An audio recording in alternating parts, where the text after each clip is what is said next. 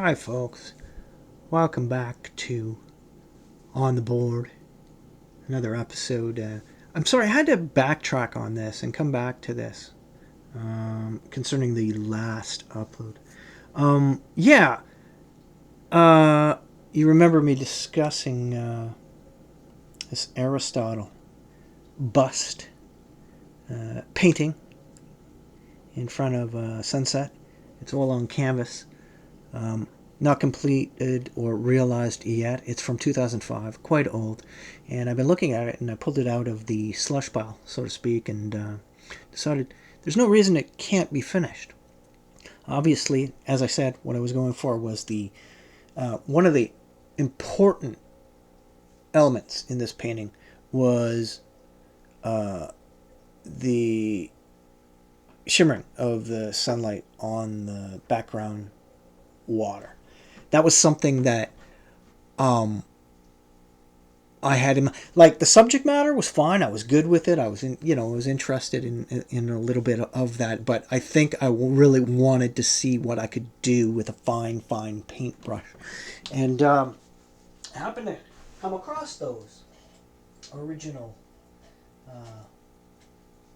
paintbrushes, and here's one of them here. This is what they look like. I don't know if you can make that out there. But yeah, they're very fine. Has a curve on the end of the tip there. I don't know if you can make that out.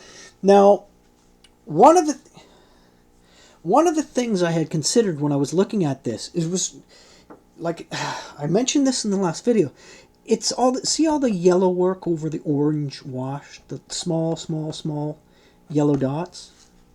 Well, see, as I started doing the video, I realized that's nothing compared to over here.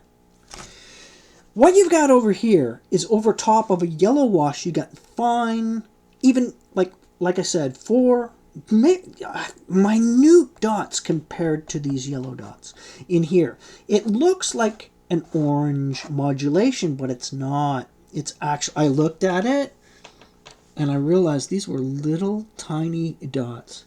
No more bigger than like a pinpoint. But here's the thing. I'm looking at it and I'm all fascinated and I'm trying to remember, and then it starts coming back to me and I'm thinking, oh yeah, right, of course. Well, in order to do that, I'd have to thin out the paint. Otherwise, even on the end of a paintbrush like so, with such a fine tip, it would come out in blots. That tip is too big for those dots. So it would mean that if I was using this, I would barely let the paintbrush touch. So we're talking about anchoring your hand on the work and coming in and just do. But as I started thinking about this, I remembered something, and that's the purpose of the second, the follow-up. I remember this specifically. Let's see, first of all, if I can get up on that in a way that you can see that. I don't know what can be made out here. I don't know if you could see that. Okay, these fine dots here. This is what I'm trying to focus in on for you to see there. I don't know if it can be seen there. These fine orange marks in here. It's overall. They're very fine, very small. Now, the thing about them, look, I'm just gonna say it outright. This gives the impression of an orange wash with those fine marks, but when you get up really close to it, you see that there are fine dots. But you can't call this stipple work. It is not stipple work. This is not too, and I'll tell you why. The specific reason this is not. I remember this now. Right? I gave it some thought, and I'm thinking, right? Because it started. Yeah, it's been a long time since I looked at this in detail. But with this kind of work, it's not like stipple work where you have a pen or something where you can sit there and go dab, dab, dab, dab, dab, dab, dab, right? It's more like this. You got such a minute,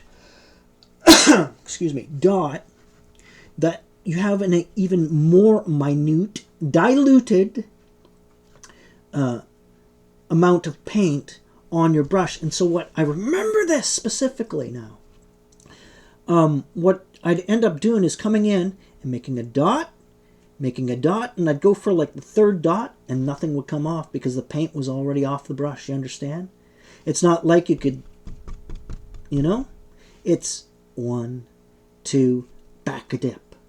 1, 2, back a dip. Because you can't get that amount of pigment on the brush, right? It's yeah, sure, it's tight, detailed work. And what you're looking at here, if you look at these, you're looking at probably, oh my God, probably about, I don't know. If I had to guess, I'd say at least 500 dots of paint in here, right? Which is just, you can imagine how long it takes, right? And I remember that specifically. And I remember going along and wondering, right? Just like what I explained with that knurling project on the Walther PPK. I remember going along and, you know, I remember going along and thinking,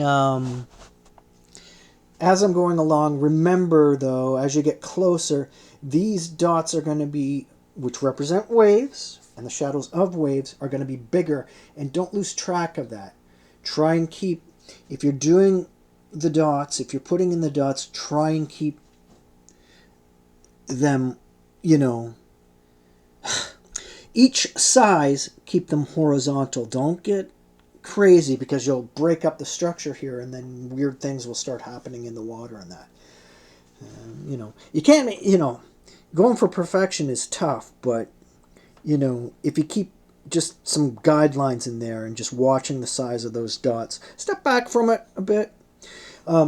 Sometimes what I would suggest to do when doing that is, what you can do is like come all the way down here to the edge of the water where the water's closest, right? And look at the size of those marks.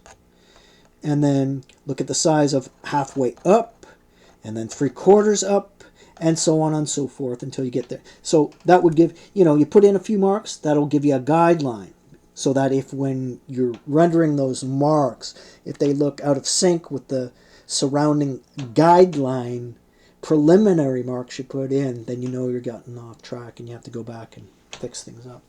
So yeah, I remember that now. Yeah, that's right. Like, oh God, for that, when you get in that tight with that much detail, and I don't even, you know, I look at it and I think, well, that's, you know, if you get your face right up there and you're looking at the painting, sure, you can appreciate the detail, but most people stand back and look at a painting, right? And then when you get up close, you realize it's just a bunch of blobs and stuff, but not with this. Like, you get into that much detail, or that's the impression you want to get of little tiny waves over in the distance, as far as your particular eyesight can focus, then yeah, what you're going to be dealing with is, oh my God, minute marks, dip, minute 1, 2 dip, 1, 2 dip, sometimes 1 dip, and then there's no pigment and dip, and you know, it's a process. So yeah, I remember that now. And that's what I'm saying. Look, if you decide to go for something like this, with that kind of detail, and you go with a smaller brush, just remember, you can do it. You can do it. There's very simple marks, but you remember, when it comes to oil painting, you know, you can, with the micro brush, you can only get so much pigment on there. So there's a lot of back and forth, dipping, going. So anyway, I couldn't let that go without adding that detail, because I, you know, if I'm like, wow, I want to emphasize the detail on this sunset and the waves and stuff and the small work and the, you know, the very detailed, you know what I mean? I can't just throw it out there at people. I got to tell them, right, you know, show them how it was possible. See, I was looking, like I said, I was looking back on this and going, oh my God, I can't, oh my God. I knew I did it, right? Obviously, but I'm thinking, you know, first of all, it was 20 years ago. And the point was, I hadn't done anything that tight, I don't think, since or ever. I mean, that knurling stuff, that came close on the Walther PPK ink drawing. That came close, but nowhere close to this. So, there you have it. Anyway, we'll see how it goes in the next little while. Thanks.